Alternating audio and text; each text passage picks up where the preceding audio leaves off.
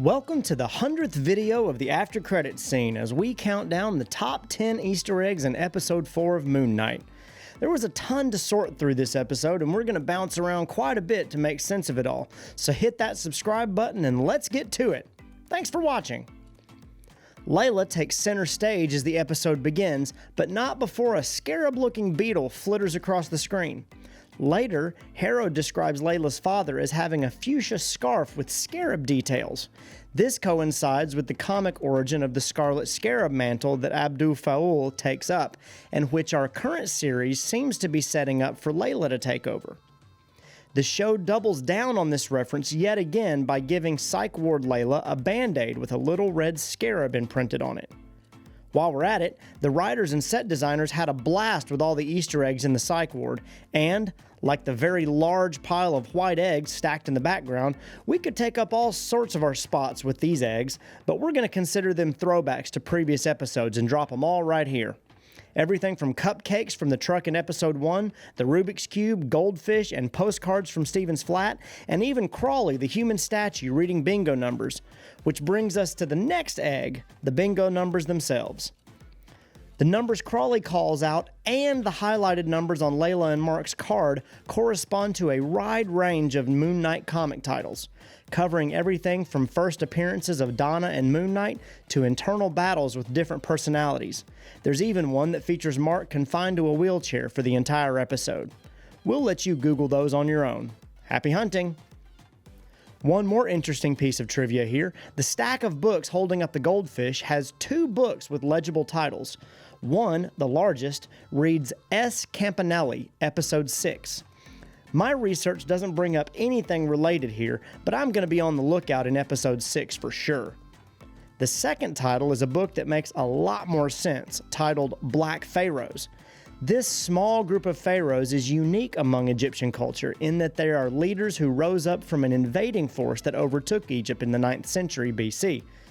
Besides allying themselves with Israel during their Assyrian captivity, these Nubian pharaohs are responsible for some of the more unique artwork in Egyptian culture, fusing African styles with Egyptian culture that we commonly see today.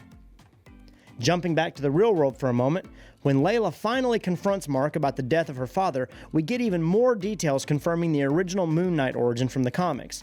Mark and Abdul, Layla's father, were workers at a dig site, and Mark's partner, who is still unnamed, turns on them all and goes on a killing spree. That rampage should have left Mark dead, except that Khonshu takes Mark's body as his avatar. Khonshu, Mark, Layla's father, and her subsequent relationship to Mark all track back to this one pivotal moment.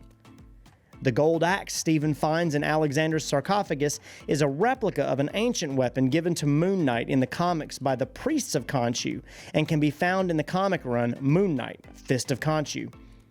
By the way, Greek lettering on the sarcophagus is not the only clue that there might be a famous Macedonian inside, but props to Marvel that they actually spelled out Basilius Alexandros on the tomb. They even went so far as to weather the lettering a little bit to make it harder to read.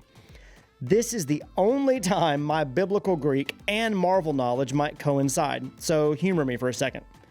There's one goof and one important lesson to be learned here. First, Stephen actually knows Greek, but not well enough to know that it's not Macedonian Greek, but something called Koine Greek written on the tomb. This style of Greek was made popular by Alexander and his armies directly as they conquered Europe and Asia. This language provided a common tongue for all the conquered lands to use, as Alexander permitted everyone to be educated wherever his armies took over. The entire New Testament is also written in this language as well. Not only is it all written in capital letters with no spacing, you just have to recognize the words, but modern Greek doesn't sound particularly close to this language, and as a result, this version of Greek is considered a dead language, and speaking it is only used for educational purposes, as we have no idea what it really sounded like. So, say it however you want to, and remember this little fact to impress or bore your friends to death at parties. Moving on! As Mark and Stephen attempt to escape, they're met by a giant hippo-headed figure known as Taweret. Stephen actually mentions her in episode 1 as he's putting away stuffed versions of the character in the gift shop.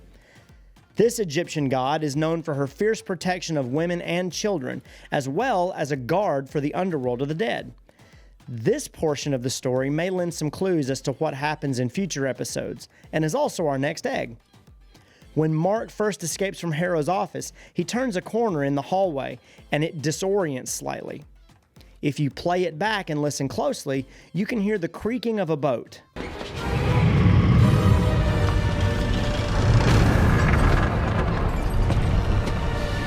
This noise makes the room seem not to disorient from Mark's drugs, but may more than likely be the swaying effect of a ship that Mark is currently aboard. This ship would be a ferry to or from the afterlife through the fields of reeds. We've also seen this ship in some promotional trailers from Disney in the past. This would give Taweret a good reason for being present in this situation, and may also tip us off as to what actually is going on here. Perhaps Mark is dead or dying, and everything we're seeing is either playing out in his head as a part of his death, or a method by which the gods are playing with Mark's mind. And now, we wait for episode 5. As always, don't forget to like and subscribe to our channel. We really appreciate you watching and hope you take a moment to check out some of our other content. And when the next one drops, we'll catch you right back here. Later, guys.